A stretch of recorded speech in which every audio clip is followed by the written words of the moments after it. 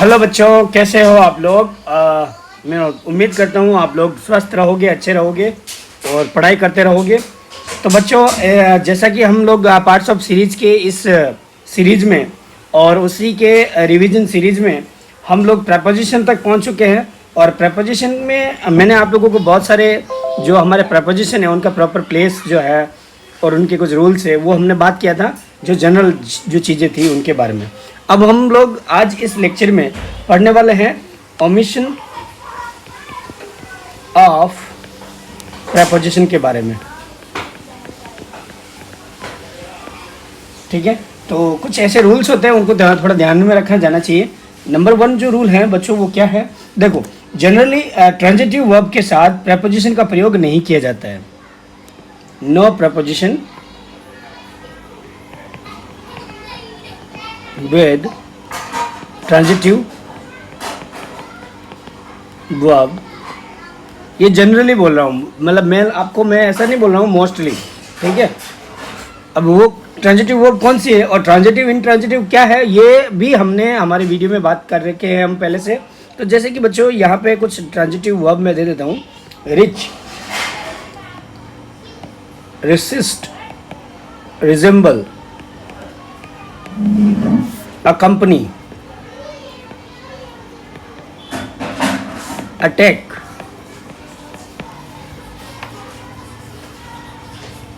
obey,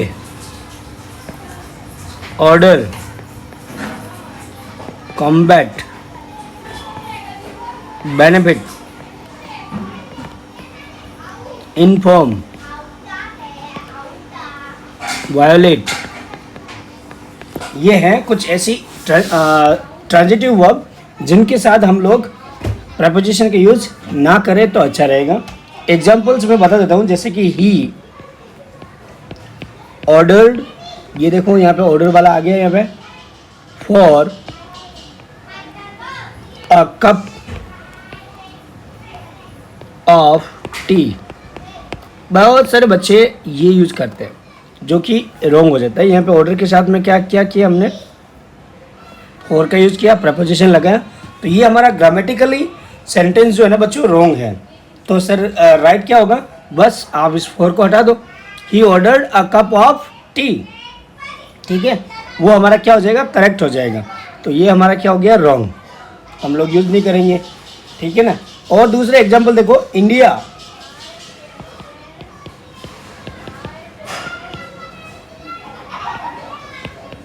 attacked on Pakistan. बहुत सारे बच्चे ऐसे लिखते हैं, ऑन लगा दिया हमने और यहाँ पे हमने दिया था कहाँ गया ये, अटैक ये रहा। ठीक है, उसी तरह से ऑर्डर का ये रहा, तो यहाँ पे लगा दिया, तो ये क्या हो गया हमारा, रॉन्ग। तो इसलिए इसको हटा देंगे, इंडिया अटैक्ड पाकिस्तान, वो हमारा क्या हो जाएगा, राइट हो जाएगा। तो ये रूल ध्यान रखना। No preposition with transitive verb generally. These are some examples of the transitive verb like reach, resist, resemble, accompany, attack, obey and these are। ठीक है। नंबर 2 जो रूल है ना बच्चों, ये भी बहुत ही खास है, मैं आप लोगों को बता देता हूँ यहाँ पे। 2 नंबर अभी जो हम पढ़ रहे हैं ये है हमारा ओमिशन। ओमिशन का मतलब हटाना, ओमिट करना है ना, तो हम लोग ओमिट कर देते हैं प्रपोजिशन को। नंबर 2 में कहाँ हम लोग करते हैं, देखो नंबर 2 जो है ना, होम। होम के साथ जब मोशन, होम के सामने या फिर साथ में जब मोशन यानी गति करने वाले वर्ब हो, जैसे कि गो हो गया, ठीक है, गेट हो गया, मोशन वाली जो वर्ब है ना, मोशन, ऐसी वर्ब के का यूज करते हैं ना, तो होम के साथ में प्रपोजिशन का यूज नहीं करना है।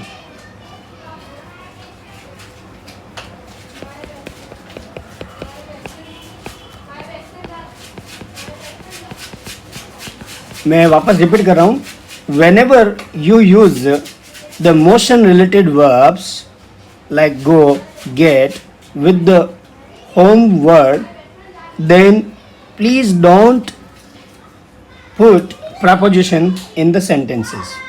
You can see the example. It took them 3 hours to get home. ठीक है, हमने यहाँ पे नहीं किया, ये ध्यान रखना। उसी तरह से दूसरा एग्जाम्पल देखो, I went home by bus. यह देखो, इसमें आप लोगों को कन्फ्यूजन हो रहा तो मैं एक नोट चीज़ बता देता हूँ, यहाँ देखो। लेकिन यदि होम के तुरंत पहले अगर कोई फ्रेज या वर्ड का प्रयोग हो तब हम लोग क्या करेंगे, प्रपोजिशन लगाएंगे। ठीक है, होम के पहले अगर फ्रेज हो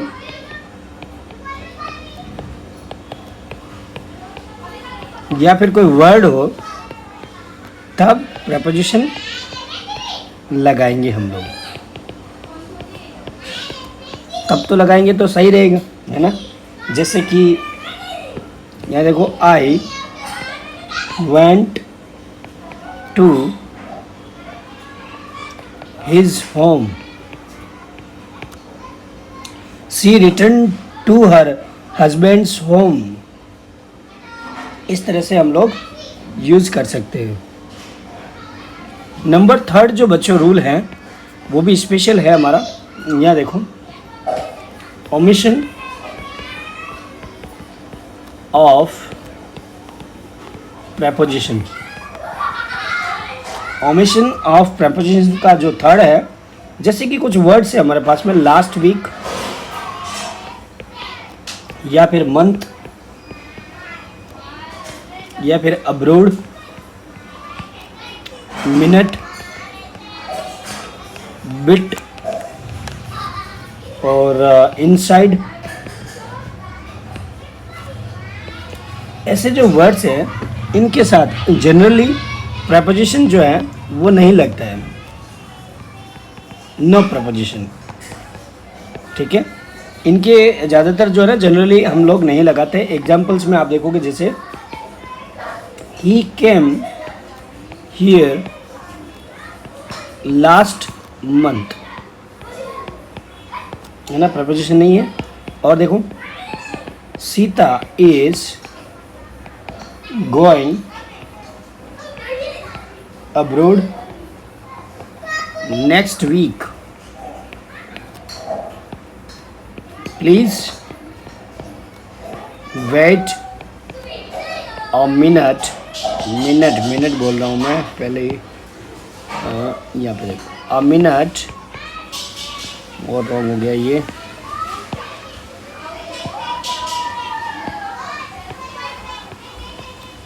और बिट, अब बिट। तो इस तरह से हमने क्या किया, प्रेपोजिशन का यूज नहीं किया। तो बच्चों ये तो था हमारा ओमिशन ऑफ द प्रेपोजिशन। अब यहाँ पे आपने सब चीज़ सीख ली है, लेकिन आपको कुछ स्पेशल रूल्स पता नहीं है, तो फिर आपको प्रॉब्लम हो सकती है। इसलिए मैं आप लोगों के लिए लेकर आया हूँ स्पेशल रूल्स फॉर प्रेपोजिशन। ये चीज़ ज़रूर ध्यान में रखना, कौन कौन से ऐसे खास रूल हैं जहाँ पे हम लोग प्रेपोजिशन के लिए यूज़ करेंगे और उसमें हम मिस्टेक नहीं करेंगे। तो पहला रूल देखो, यहाँ पे हैशटैग लगा के, यदि दो ऐसे वर्ड किसी भी कंजक्शन या एंड या फिर और अगर इससे जुड़े हुए हो जिनके बाद अलग अलग प्रेपोजिशन लगते हैं, तो इन शब्दों के साथ में, इन वर्ड्स के साथ में यूज़ होने वाले प्रेपोजिशन को क्लियर करना चाहिए। रूल में वापस बोल रहा हूँ, यदि दो वर्ड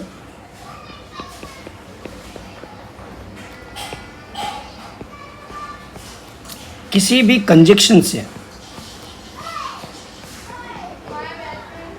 कंजक्शन क्या, एंड और ऐसे कुछ कंजक्शन है जो हम हमारे कंजक्शन वाले वीडियो में आप लोग अच्छे से देख पाओगे कंजक्शन क्या होते हैं।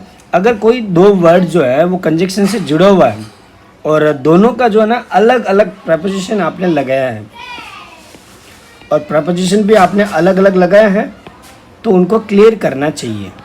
ये रूल नंबर 1 है। अदरवाइज क्या होगा पता है, अदरवाइज ग्रामेटिकल प्रॉब्लम हो सकती है। एग्जाम्पल में देखो, she is conscious of and engaged in her work। तो यहाँ देखो बच्चों, हमने एक यहाँ लगाया और एक हमने यहाँ लगाया, दोनों हमारे यहाँ पे अलग अलग है और साथ में कंजक्शन भी जुड़ा हुआ है। तो ये हमने खास तरह से लगाया। She is conscious and engaged in her work. कई सारे बच्चे यहाँ पे नहीं लगाते हैं, ठीक है, तो क्लियर नहीं हो पाता है, तो इस वजह से ग्रामेटिकल प्रॉब्लम हो जाती है, ठीक है। एक और एग्जांपल मैं क्लियर कर देता हूँ। I was surprised at as well as pleased with her performance. यहाँ पे भी आप देखोगे तो ये कंजक्शन जुड़ा हुआ है, एज वेल एज। यहाँ पे भी हमने क्या किया, अलग से हमने डिफाइन किया, ठीक है। तो कई सारे बच्चे ऐसे लिखते हैं, I was surprised as well as pleased with her performance. तो हमें ये क्लियर करना चाहिए, ठीक है। और क्या क्लियर करना चाहिए, तो नंबर 2 पे हम लोग देखते हैं। सेकंड जो रूल है ये है कि अगर प्रेपोजिशन का यूज होता है तो V4 फॉर्म होना चाहिए। अगर कोई सेंटेंस ऐसा है तो उसमें जेरुंड, ये जेरुंड से रिलेटेड है। जेरुंड होती है V1 प्लस ING प्रेपोजिशन के साथ में। जैसा कि एग्जाम्पल यहाँ देखो, I am looking forward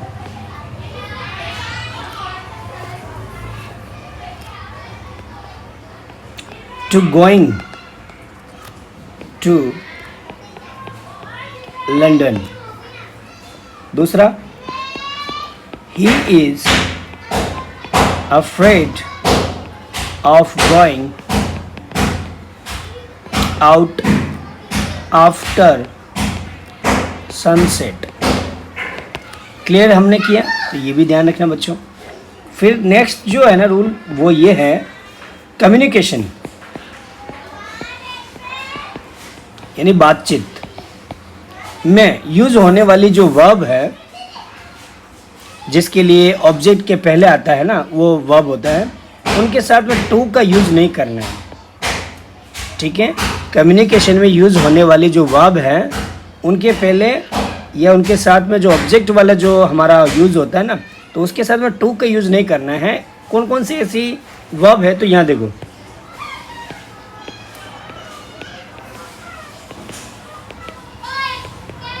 not to use का है ये हमारा रूल। जैसे कि advise, tell, ask, beg, command, encourage, request, ये हमारी कम्युनिकेशन रिलेटेड वर्ब है, ठीक है ना। इन्फॉर्म,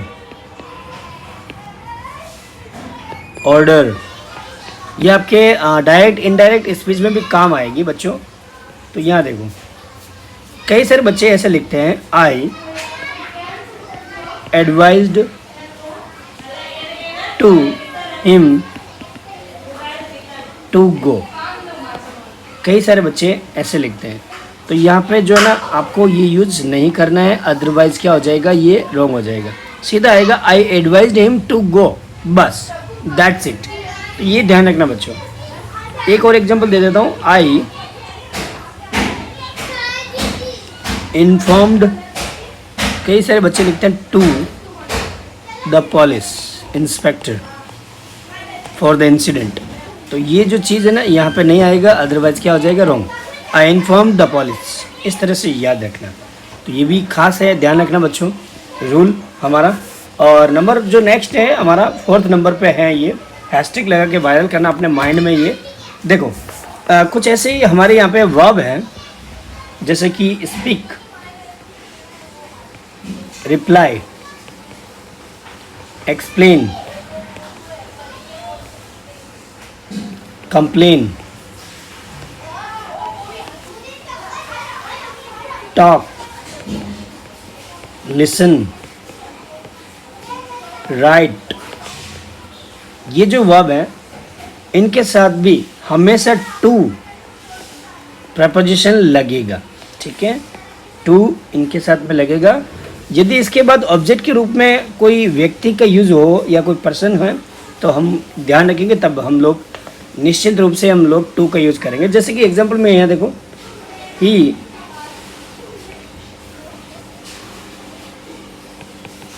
रिप्लाइड टू मी, इस तरह से हमारा क्या हो जाएगा, राइट, ठीक है ना। यहाँ पे पर्सन का भी यूज़ किया हमने, ठीक है। नंबर 5 जो बच्चों रूल है वो ये है, जैसे कि कुछ हमारे और ऐसी वर्ब है उनके साथ में भी मैं यहीं पे बता देता हूँ, जैसे से, सजेस्ट, पर्पज, इनके साथ में भी हम लोग क्या करेंगे, टू प्रपोजिशन का यूज करेंगे यदि इसके बाद ऑब्जेक्ट के रूप में कोई व्यक्ति का यूज़ हो तो, ठीक है। जैसे कि एग्जांपल में देखो, you suggested to him to go properly, ठीक है। तो हमने यहाँ पे पर्सन है, इसके लिए हमने यहाँ पे इस वर्ड के लिए क्या किया, टू का यूज किया, ठीक है। और नंबर 1 जो नेक्स्ट जो आता है हमारा जेरुंड के लिए, मैं एक और क्लियर कर देता हूँ आपको। देखो प्रेपोजिशन यूज़ करेंगे तो बाद में हम लोग जेरुंड यूज़ करेंगे कुछ ऐसे सेंटेंस के लिए। तो उसका क्या रूल है, कुछ वर्ब और एडजेक्टिव ऐसे होते हैं जिनके साथ प्रेपोजिशन के बाद जेरुंड का भी यूज़ होता है, प्रेपोजिशन के बाद जेरुंड का यूज़ होता है। देखो कौन कौन सी हैं ऐसी वर्ब, ध्यान रखना। यहाँ देखो,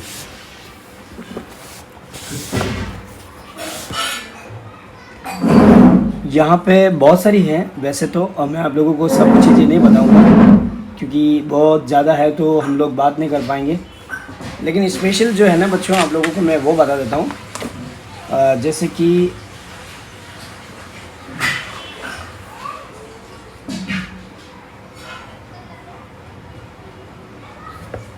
क्लेवरेट,